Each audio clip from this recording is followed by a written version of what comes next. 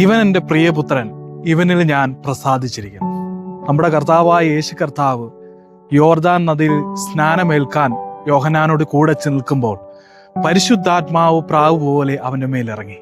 സ്വർഗത്തിൽ നിന്നൊരു ശബ്ദം കേട്ടു, ഇവൻ എൻ്റെ പ്രിയപുത്രൻ, ഇവനിൽ ഞാൻ പ്രസാദിച്ചിരിക്കുന്നു.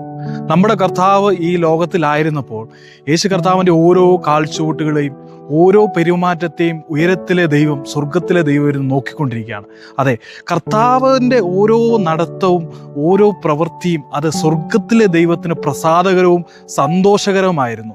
അപ്പോസ്തലനായ പൗലോസ് പറയുകയാണ്, നിങ്ങൾ ദൈവത്തിൻ്റെ മന്ദിരവും ദൈവത്തിൻ്റെ ആത്മാവ് നിങ്ങളിൽ വസിക്കുന്നുവെന്നും നിങ്ങൾ അറിയുന്നില്ലയോ?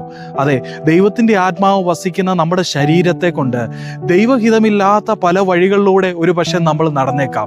അവിടെ ദൈവത്തിൻ്റെ ഹൃദയം വേദനിക്കുകയാണ് ചെയ്യുന്നത്. ദൈവത്തിൻ്റെ ആത്മാവ് വസിക്കുന്ന നമ്മുടെ ശരീരം കൊണ്ട് ദൈവം ഹിതമില്ലാത്ത ചില പ്രവൃത്തികൾ നമ്മൾ ചെയ്തേക്കാം. ഈ പകൽക്കാലവും നമുക്ക് അതിൽ നിന്നൊക്കെ മാറി നമ്മുടെ ദൈവത്തെ സന്തോഷിപ്പിക്കുന്നതും നമ്മുടെ ജീവിതത്തെ പ്രസാദിപ്പിക്കുന്നവരുമായ ഒരു ജീവിതത്തിലേക്ക് നമുക്ക് കടന്നു വരാം. യേശു കർത്താവ് ഒരിക്കൽ പറഞ്ഞു, ഞാൻ എപ്പോഴും എൻ്റെ ദൈവത്തിന് പ്രസാദമുള്ളത് ചെയ്യുന്നത് കൊണ്ട് അവൻ എന്നെ ഏകനായി വിടുകയില്ല.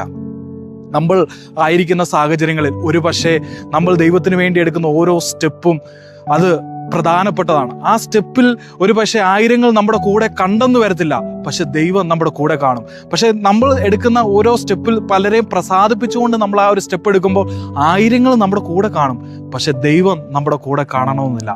ഈ പകൽക്കാലവും നമ്മുടെ ജീവിതത്തിലെ ഓരോ സംസാരം, ഓരോ പ്രവൃത്തി, ഓരോ ചിന്തകളും ദൈവത്തിന് പ്രസാദകരമായി തീരട്ടെ.